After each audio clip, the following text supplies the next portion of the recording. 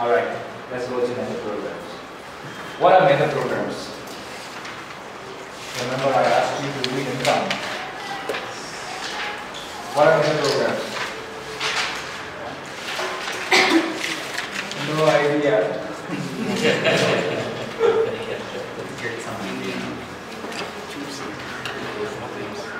Actually, if you want to get this we go to chapter 1, okay, go home, and page number 22. Page number 22, there's some description about the meta program. 22. You don't have to read it now, okay? But we can go through this once you go home. There's like one page from 22. Right? That's the meta program.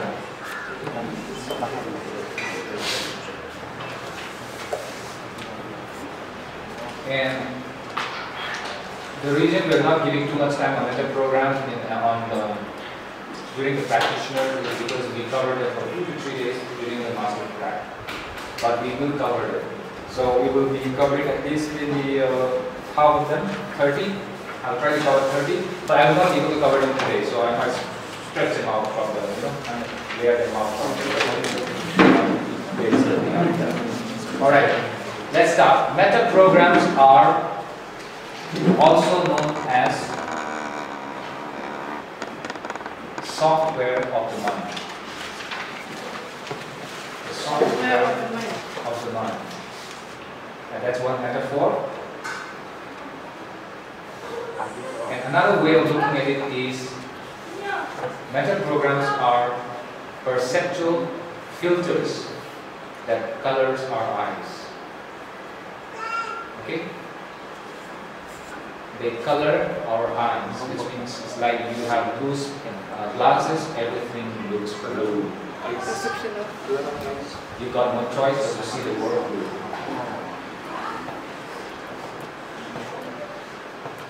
Meta programs are context dependent. Okay? It means they are context dependent.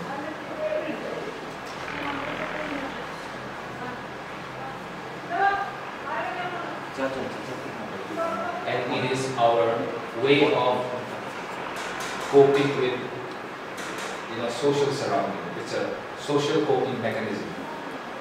It's a social coping mechanism. When we interact with people, how we think, how we emote, how we decide, or how we make meanings. So you see on page number 74, you see them distributed under 4 categories there. This is our style of thinking. It reflects in our styles of thinking. It reflects in our style of our emotional feelings. It reflects in our cognitive, which is choosing, or how we actually decide. It reflects in this context. And also in the semantics of how we make meanings. So we have some concepts which are meta to the meta program itself. Meta to the meta programs. And do you know how meta programs are formed, or how it coalesces and becomes a phenomenon? Do you know that? It's through meta states. Meta states. Meta states. We haven't covered it yet. Right? We will cover meta states. I just explained a bit of this, but then we haven't covered it in depth. We'll spend an entire one day on meta states.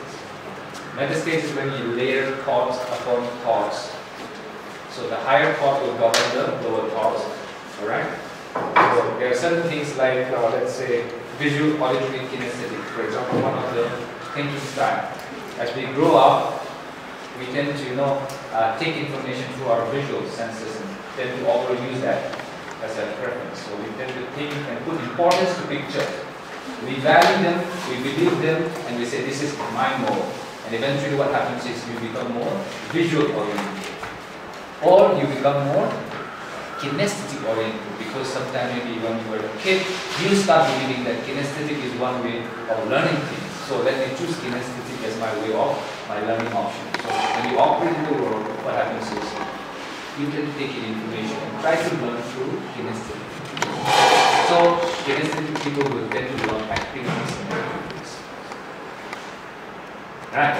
So even our representational system itself are meta programs. So you see, number one, representation. The way we represent things in our mind. Visual, auditory, kinesthetic. So which means if you put all these people together, their learning style will be different. Correct? Yes. Even the way they run their brain is different. The way they understand things are different. First day of the school, nursery school, and then there's a second child. He just wants to sit and listen to what the teacher is saying. So at that age, like 3 years or 4 years of age, so they have been already established. So young, such a young age. So it is possible because the moment they open their eyes, right, or they don't see yet, right, but they can actually start smelling, feeling, okay, hearing. Those are the things that start developing as a time, and slowly by maybe 6 months onwards or somewhere like that, depending, they start opening their eyes and start seeing things blur and all the things, and after sometimes they recognize faces and all that takes time. So eventually they practice that. So it could be those moments actually. I don't know, no one has actually probably done these studies or researched this. But the thing is, there are chances that when they do this, whatever feels most comfortable to them probably seems to tend to be overused. Right? Maybe the parents might take them and make them walk and make them, maybe they enjoy that. And that might become more kinesthetic in nature. Or if they are around people who hug them a lot, carry them a lot, they may become more kinesthetic in nature. So that every time they see someone, they like to connect and have that kinesthetic, like that's, or someone with a visual, auditory, maybe they may not have this kind of, they may be aloof, they grow up as a kid and they don't interact with people, there's no visitors. So something like that. So there are chances that they must have developed through this period before they come to kindergarten itself. So the parenting is like the key. It could be the parenting, the surrounding, where they grow up. So I think that it is mostly nurtured in the sense like it just comes into them once they come into the world.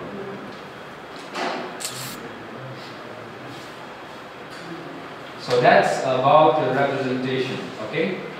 Now, second one is epistemological. It's the way you gather information, the style of gathering information, right? By the external appearances, you tend to go by what most people tend to think, and you go by the dressing sense. They go by the color of the skin, by the way they look. You start to define them. That is mind read, right? You try to somehow guess that up. So those are evidence enough for you. And you also need to know more, right, by spending more time. So I say first impression is not the last impression. Your personality might influence me for a while, but it's your character that will keep you close to me. That's what I was telling you. It's your character that will keep you close to me. I only trust people. My impression about people is only about character. So it's not the first impression. It's a continuous impression that they make on me throughout with a character that impresses me the most. That is consistency. Right?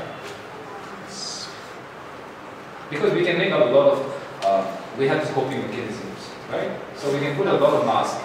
We can put a mask, come to the table when you go to your parents, you put on different masks. When you go to the church, you go and put on a different mask. When you come in society, you put on different masks. Those are coping mechanisms, just put on a mask. But there are some people, the internal one, which is the real you, when you are alone in the house, is a different you, authentic. So, there's the authentic part of you, there's the false part of yours. So sometimes, in a relationship, if you tend to go by external, then sometimes many girls, they tend to break their heart because they tend to go by the external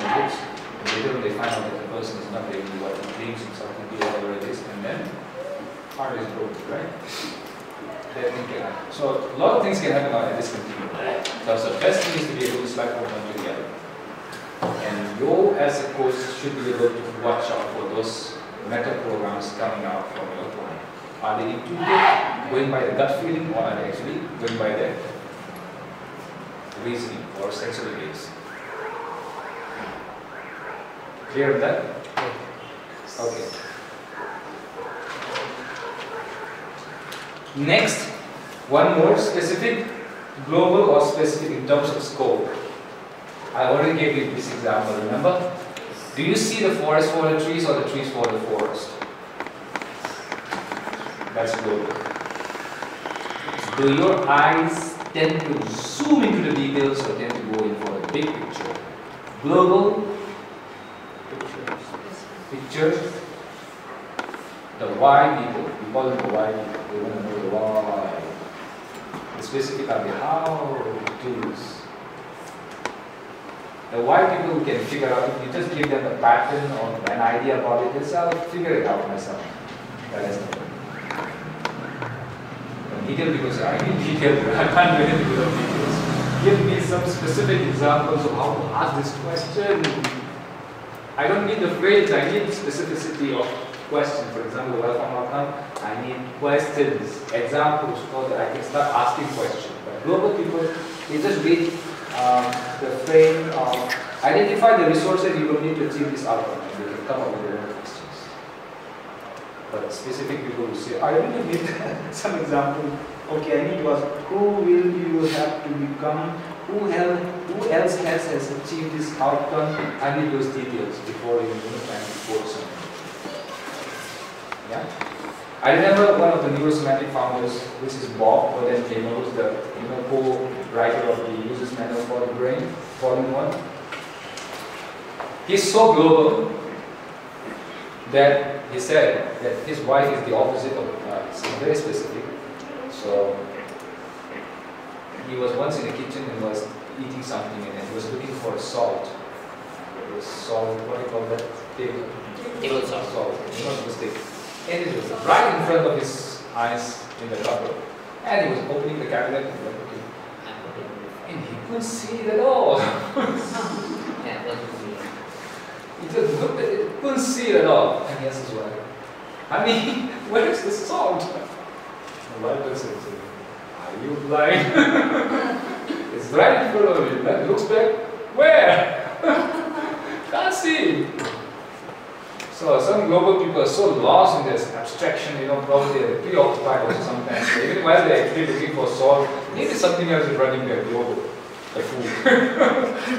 Not the salt, but the food, That's the food is the actual global picture. Salt is just a piece of information. So even though they're looking at the salt, their mind is on the food. This is not tasting right, so salt. But then again, it goes back to the food. Even though it's there, they don't see it. That's right. Tell me about it. Tell us about it. Sometimes the things keep before me, I can't see. Because as I've told you that I always keep dreaming and seeing the thing. So it's happened many a time. Alright. I think I used to see the question personally. Like this, simply reading, showing pictures, I'm not able to go. I want to read these simply. So you problem teacher that.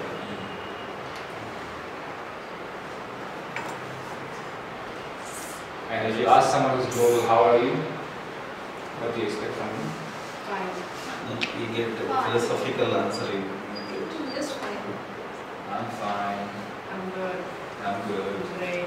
Abstract terms, very abstract, very global. Okay, good, fantastic. What about you?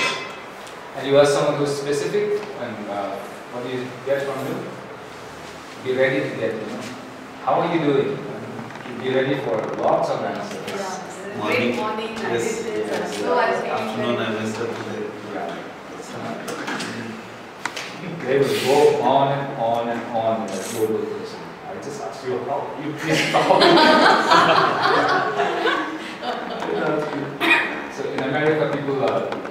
usually global.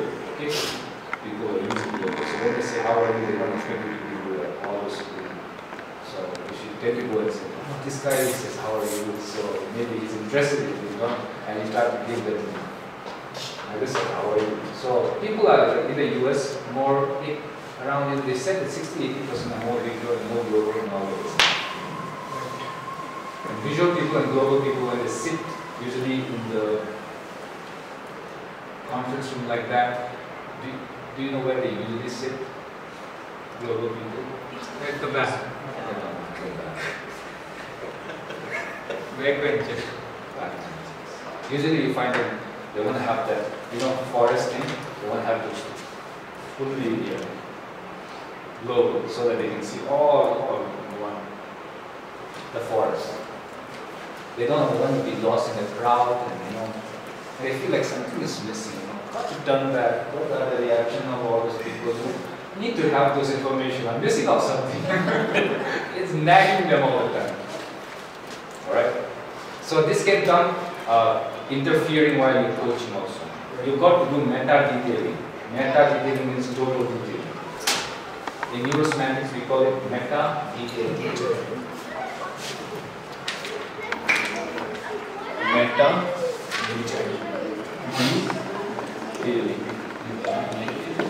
So what is happening is you metastate global on specifics. Alright? And this is what forms this. Equals to meta-detailing. You bring global, let's say you are specific, whatever it is. You bring specific and you bring global. Or if you're global, you bring specific. Like that. Specific, global, specific. Yeah. If you're specific, you bring global on top of it and metastate on it. Continuously, it becomes a part of your perceptual filters. And you can do meta-detailing. Or if you are global, you can bring specificity to your globalness, and then you can have both of them comfortably.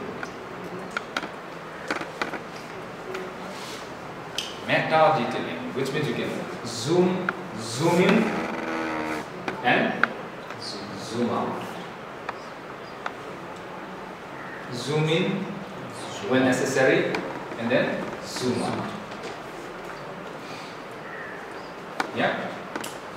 Okay, you show the three levels. Global is specific and below specific. What is that level? Is there any? Specific is there, global is there, and before specific, is there any level? No. See, it's a continuum. All of these usually are on a continuum, opposite. Let's say this is global, and on the other end is specifics. If you are specific, you will pay attention or soar, alright, for specifics. You will delete this. I'm sorry. You will delete global picture. You will think in terms of small size chunks. Small size chunks. Here you think in terms of one big picture.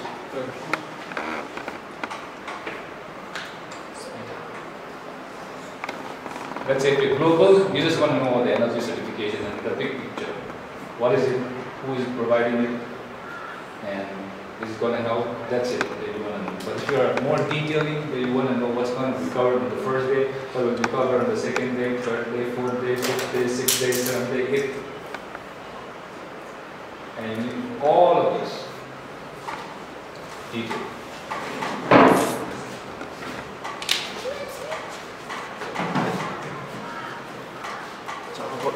Alright, let's have a break now. Time for break, and now let's have time. And then I'm back to my wife. I said, I love you. The other person can, if the other person is on the opposite method program, and you're working, depending on something I did earlier. If there was something I did earlier that might have offended or anything, you want to just say, honey, I love you, whatever it is. She will first something. If she's an inferential, communicative relationship. I say something, and you read it as something else. You put them together and there are chances that they will always fight. Even in, let's say, the management team, whatever it is, that someone stands up and says something literally, and that's all that he means. But there might be some group sitting there who must be thinking, he's meaning that for me. And he's saying that because he wants me to hear that word, and that's why he's, or maybe he's attacking me or like that. That's called inferential listening. So if it's context dependent listening, you can do both, but the thing is one will always be stronger. Alright? One will be more dominant in the life. Yeah. So when a differential speaker or a person who speaks in an differential way would essentially be an inferential listener. Yeah. That's where the attention goes, focus goes. So does that mean that if I am an inferential listener, inferential speaker, then I will always take anything which is spoken as inferential? See, always remember it's context dependent. So as long as, yeah, it can be context dependent. It depends on that person, what kind of relationship you have with that person. Sometimes if that person is like someone you already know and you always try to influence him. But if it's a stranger, you know that I'm safe. You're getting it? So again, it is context dependent. Okay, another one I'd like to quickly pull out, 28, number 28. When it comes to your social presentation, when you present yourself, are you truthfully artful or are you artlessly genuine?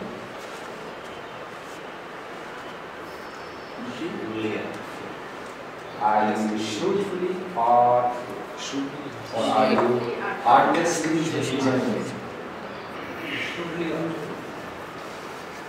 It is loud. Should be artful means it is loud. Should be artful means it's very, you know, you're not, you mask it and you make it beautiful, but you're not genuine. You seem artful, but you're not, you might not be artful. To some eyes, if they know how to detect you, they'll detect you. Yeah. So you're trying to be very artful in your presentation or whatever it is. When you come across people, you're trying to present yourself nicely. Right? But there are some people who will be very direct. They'll be just open and they won't care how people think about them. They'll be very genuine and they'll be artless in the sense that I'm going to be nice, I'm going to talk nice. Those things are not usually seen in these people. They're very genuine. Yeah, they said. They look at you and they won't even sometimes, you don't care about what you will feel if I say, you know, that your shirt doesn't look good on you and you're just genuine and tell you straight in the face. And they don't have any bad intention. Yeah, they don't. It's just the way they are.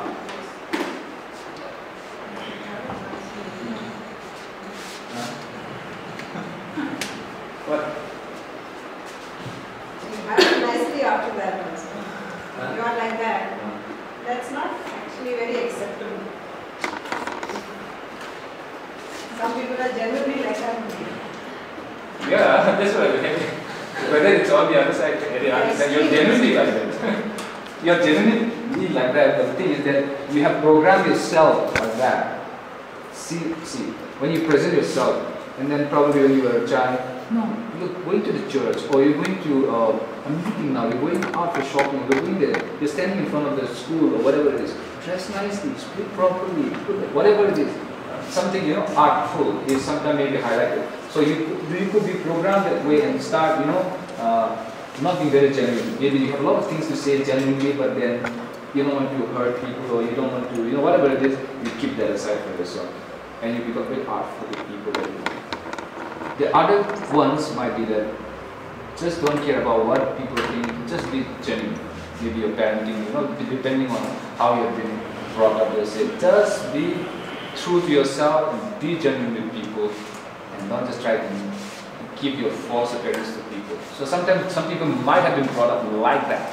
So sometimes they'll tell you straight to the face.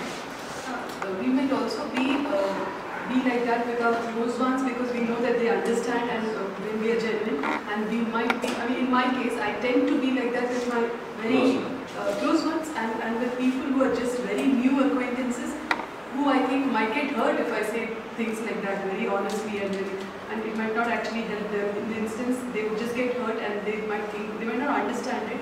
I might be like that with them. That's a good one. That's a good one because you know how to choose your mentor programs. Here, you're choosing. You have decided to use this mentor program with them because you love them, you care for them, and you know also that they will understand you. But in other case, here, you are being wise in a sense. You know that if I give them this, that it might get hurt, they might get hurt. And so you're choosing your mentor program carefully depending on the context. But the thing is, if it has become if you're too strong in one mentor program, and it tends to bleed on to the other side. Sometimes you will try to even correct people. Let's say you're correcting people at home, your loved ones, and you see someone is messing up, their value systems are not in place, and sometimes you see them and you can just blast them. And they don't have any accountability to you, whatever it is, they're strangers. Right? And you can give them, who are you to me? They can ask you that, right? Who are you to even tell me that?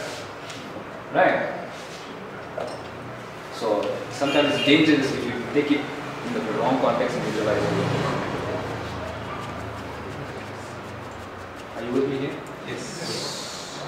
Good. So what I understand from this is like when we are into coaching assignment or we are coaching someone, probably with this we'll find out what he is actually in. Then we'll try to meta-model it, use those things, and again make it a meta program for him, so that he thinks in a specific manner. Now, we'll come to that later on. First is detection of the meta programs through their verbals. The predicates that they use, you'll get to know their meta programs. The second thing is, if you think that they have a driver meta program, or a meta program that's interfering with what you're trying to achieve with the outcome, if that's interfering, then you have, for example, if they're global, and that this process requires a lot of specificities, then it's going to interfere. And if the client clearly shows signs of being very global and stuck there, we've got to help them in another state and give importance to how specificity is important for him to go from point A to point B. So that he starts, from global comes to meta detailing and say, okay, fine. Anyway, if you say so, okay, fine, from now on I'll do it. Yeah. And then you're convincing that person. So they start going to his belief level, start going to his value system, and then start valuing and giving importance to that specific things. And that's when slowly he will start meditating on it, and he will start coloring his eyes, and then importance he will start exhibiting his behaviors. And I do this with meta modeling. Which one? Like when he is very global and we want to be very specific. That is what is required for him. So whenever he says some sentence like this, and I would do a meta modeling. What makes you feel so, or what is something specific? So yeah, you can ask the client when it goes there, but we can also inform the client that this process requires a lot of this. I have just seen. You can inform them that this risk or this requires, or this outcome that you want requires that you become more procedural oriented and be more specific, or you've got to be mismatching. So these are certain method programs that I feel is important for you to be able to go from point A to point B. Now what I've actually detected from you so far is that you tend to have strong of the other opposite side. So what I want you to see is, how do you think of this? And usually they'll give lesser importance to those things that they are weak at. Usually they'll give lesser importance. That's why those are not their preferential method programs. What we're trying to do is, I suppose, highlight that these are important. So they have to start looking at it and giving importance to it until we can start having, yes, specific things. Yes, I say yes to it. We're getting it. So that it becomes part of the belief system or our belief system.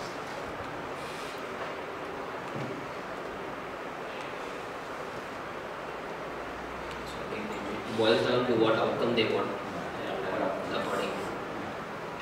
Because usually the meta programs usually tend to interfere in achieving an outcome. There's one thing I want to share with you. As a coach, there is something I want to show you. The 9, it's called the axis of change. The axis of change. If someone has to change, there is an x-axis, there is a y-axis, whatever. Very good. Okay. Now, here is the motivational axis. Let's say this is no, this is the decision axis. This is the motivational axis.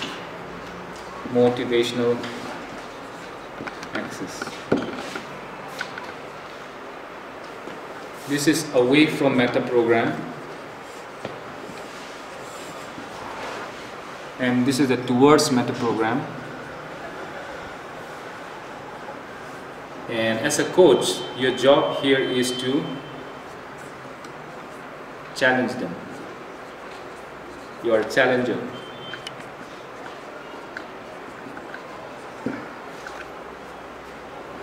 And then here you have decisions.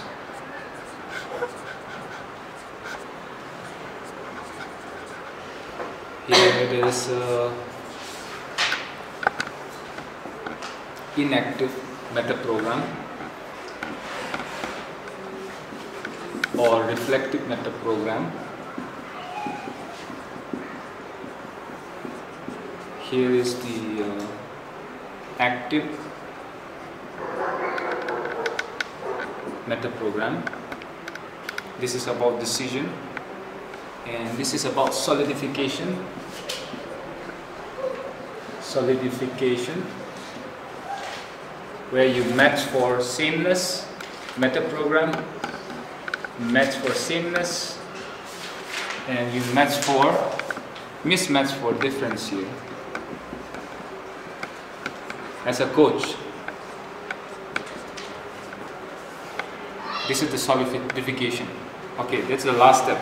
Prior to that, there's another one here. This is where you play the inner game. This is co-authoring or co-inventing the blueprint. Here, as a coach. And this is where you externalize external meta program. So this is an internal meta program. And this is the role you play as a coach.